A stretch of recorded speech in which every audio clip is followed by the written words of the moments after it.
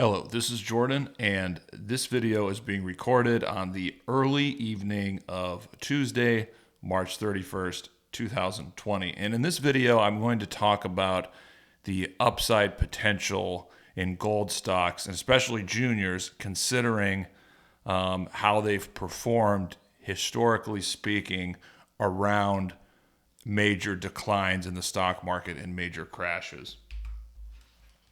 Now, first, everyone's aware of what happened during the Great Depression. I say that because for years and years and years, we've seen the charts of Homestake Mines floating around.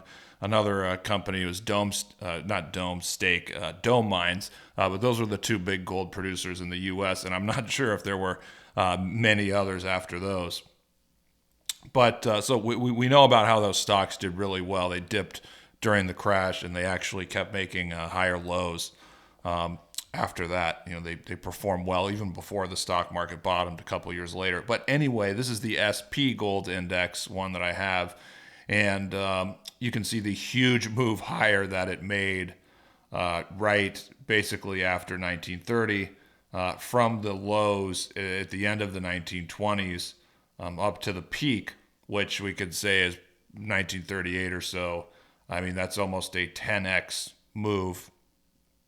Maybe call it 8x or 9x. So, I mean, that's a massive move. And I don't think that takes into account dividends. I mean, the large gold producers paid dividends.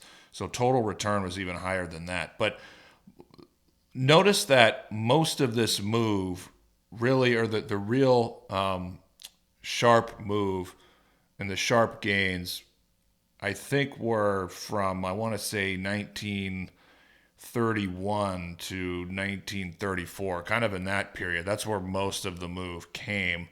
And if just comparing it historically, I mean, that if we're just eyeballing it, I mean, that during the Great Depression, that was the strongest move. Second would probably be from 76 to 1980 when we had the blow off top. But simply put, I mean, if you don't know, during the Great Depression, we were on the gold standard, at least going into it, and then we devalued the dollar, made it illegal to own gold so the government could raise the gold price and thereby devalue the US dollar. But anyway, we know that when we get into these crashes and these sharp contractions in the economy, deflation tends to play out where there's a need for cash. People sell everything. They try and pay debts. They basically try and go to cash. And during the Great Depression, even at the beginning, gold was cash. I mean, legally it was the dollar, or legally the dollar was gold. So that explains why immediately during the crash and the deflation, gold, or at least gold stocks, the gold producers, they could rise right away because it was immediately bullish for them. Their costs were going down during deflation. Everybody wanted money, and gold was legally money at the time. So that explains that. So obviously, I mean, that's a long explanation, but that's just one piece of history to keep in mind. So potentially, I mean, that again, other than 76 to 80, or depending on what gold index you look at, that was perhaps the strongest move ever in large gold producers. Now, here we're looking at GDXJ from 2008 to 2011. And a lot of people don't know this, but GDXJ, its parent index is called the MVIS Global Junior Gold Miners Index. And you can actually get that by just Googling and going to the MVIS website. They have a chart that dates back all the way to 2004. And I think the GDXJ ETF was officially started in 2009. But I mean, this chart is basically GDXJ. I mean, you could look at even recently, it's the same thing.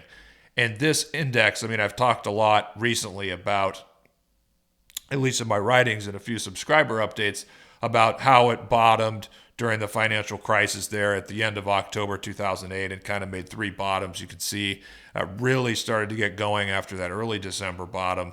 But from the bottom all the way into the peak, which I think was April 2011, that's 2.5 years. That's a 7.1 times gain, 7.1x. And look, most of that gain was actually really in the first 2 years.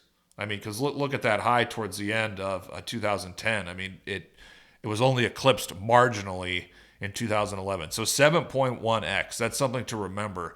Because actually, if you look at the Huey Gold Bugs Index, from its bottom at the end of 2000 to its peak at the very end of 2003, it did 7.1x over a 3-year period. Now, the parent index of GDX, GDM, the NYSE ARCA Gold Miners Index, that did, I think, 4 to 5x. But something to keep in mind, 7.1x here for the GDXJ, that's the same move that the Huey made from its November 2000 low to its December 2003 peak. Now, this is one of my favorite charts, and I have an analog here basically showing the performance from various points, the performance in various juniors. I don't have a consistent junior gold index. I've changed the companies in it, over the years. And, of course, there's ones that have been acquired. They no longer exist. There's ones that have failed.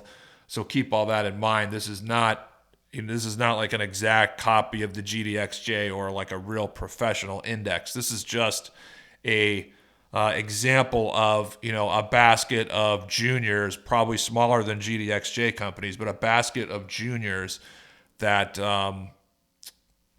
have performed well. I didn't pick the strongest juniors, but these juniors have performed fairly well over certain periods of time. And again, I've changed the companies in it, so I haven't, the companies that are in it now are different from the ones that were in it 3, 5, 7 years ago, etc. But one interesting thing to look at is if you look at that red line and then the blue line, you look at them from the beginning. Well, they both got up to and peaked around 14x 2.5 years after their bottom. And so we're looking at, I believe it was like a February, maybe a March or April 2001 low for the junior basket that I'm looking at. So over the next 2.5 years, that did about 14x. And then from the financial crisis low in October 2008, that over the next 2.5 years, that did 14x. The black is currently, that's a basket of stocks, and I've changed that a couple times. And, it's a basket of strong stocks, so it's not GDXJ. I mean, it's stronger than GDXJ. But we can see where that is. But, if we take the low from, last week or the week before, if that is a, potentially very significant low, or, the low comes, a couple weeks after, a couple months or whatever, from there, we have a chance, we as in the precious metal sector in juniors, we have a chance to perform really, really well. I showed you what happened here after the financial crisis. You go back here at the beginning, after the Great Depression or during it, strongest move ever in gold stocks.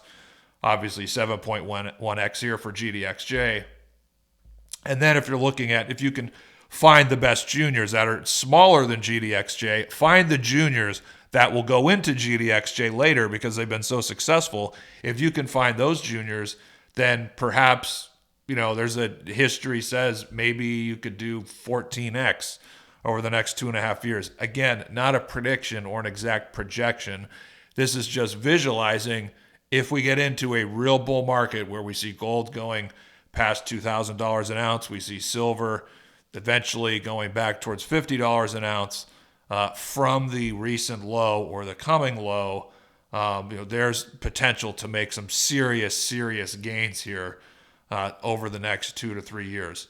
So keep that in mind. And with that said, that's all for the video today.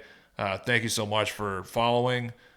And if you're not following me, you can follow all my work at thedailygold.com.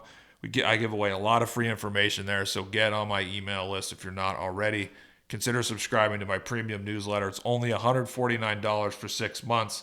And guys, if you look at what's happened over the last month or two, the prices of high quality speculative junior stocks in many cases have come down significantly. So before I was looking at these companies and saying, well, this could be potentially a 3 to 5 bagger. But now, given what's happened, given that they're at a lower price, and given the policy that we see, the potential for higher inflation over the next couple of years in a real bull market that sends gold past $2,000 an ounce, I mean, these companies, these are high quality speculative companies. They have 5x to 10x potential over the next couple of years. I mean, you don't even have to go to the smallest ones. I mean, you can find real quality companies, with strong management, and they check most of the criteria that you're looking for. And look, these are the types of stocks that if we get into a real bull market, we see $2,000 gold. These are the ones that have 5x to 10x potential over the next couple of years. So I'm really excited about that. So again, consider joining us at thedailygold.com/premium. Thanks so much for listening, and I look forward to publishing another update for you guys in the weeks ahead.